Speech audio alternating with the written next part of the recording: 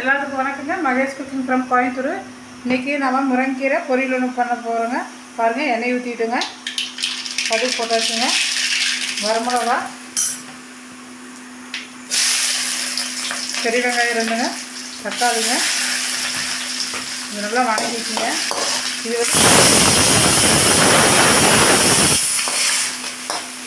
நம்ம கிழங்கு சாப்பிட்ற மாதிரியும் செஞ்சுக்கலாங்க. முருங்கீரை கிரேவி ஏற்ற கூட பண்ணலாங்க. இந்த தேங்காய் அரைச்சி ஊற்றலாங்க, சூப்பராக இருக்குது. நல்லா வணங்கிட்டுங்க, நம்ம பார்க்கலாம். பாருங்கள், இந்த வெங்காயம் தக்காளி எல்லாம் நல்லா வணங்கிருச்சுங்க. நம்ம முருங்கீரை ஆட் பண்ணிக்கலாங்க.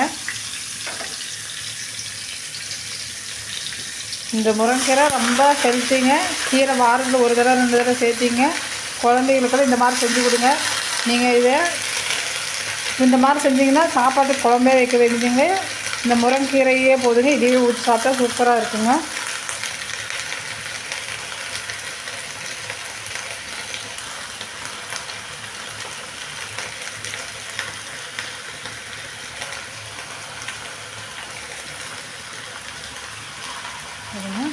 இப்போ கொஞ்சம் நம்ம மஞ்சத்தூள் ஆட் பண்ணிக்கலாங்க. கீரையில் உப்பு மஞ்சத்தூளே போடக்கூடாதுங்கிறாங்க. இவங்க என்ன போடுறேன்னு நினைக்காதீங்க. நம்ம கீரை வந்து குழம்பாட்டா தாங்க பண்ண போகிறோம். கொஞ்சம் கல்லுப்புங்க, தேவைக்கேற்ப மிளகாவை தூளுங்க,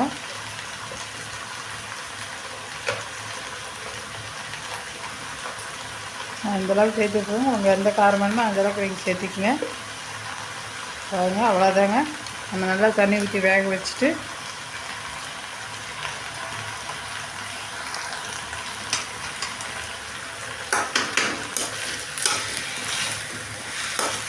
சூப்பராக இருக்குங்க. குழம்பு இல்லை, குழம்பு வைக்கணுன்ட்டு பண்ணாதீங்க. இது இதையவே நம்ம குழம்பாகவும் வச்சுக்கலாங்க, பொரியலாம் பண்ணிக்கலாங்க. உங்களுக்கு பொரியல் வேணுன்னா நீங்கள் எண்ணெய் ஊற்றி கடுகு போட்டு பெரிய வெங்காயமாக சின்ன வெங்காயம் ஒரு 4-5 கொஞ்சம் போட்டுங்க, வரமிளகா போட்டுங்க, கீரை எடுத்து கொட்டி உப்பு போட்டு கொஞ்சம் வேக வச்சுருங்க. வேக வச்சுட்டு கொஞ்சம் நடக்கடலை வறுத்து நடக்கடலை ஆட் பண்ணிக்கலாம், தேங்காய் ஆட் பண்ணிக்கலாங்க. அன்றைக்கி குழம்பு இதுதாங்க.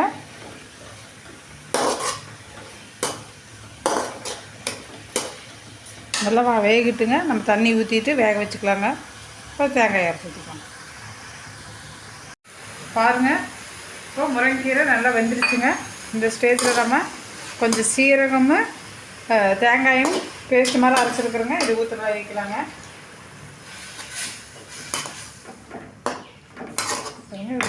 ரொம்ப நல்லதுங்க உடம்புக்கு. இந்த மாதிரி முருங்கீரை குழந்தைகளுக்கு இப்படி செஞ்சு கொடுங்க.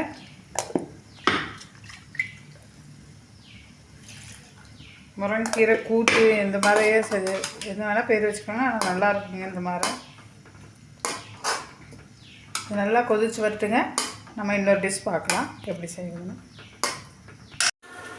பாருங்கள், சூப்பரான முருங்கீரை ரெடி ஆகிடுச்சுங்க. இன்றைக்கி நம்ம ஒரு ஹெல்த்தியான டிஷ் பார்த்தாச்சுங்க.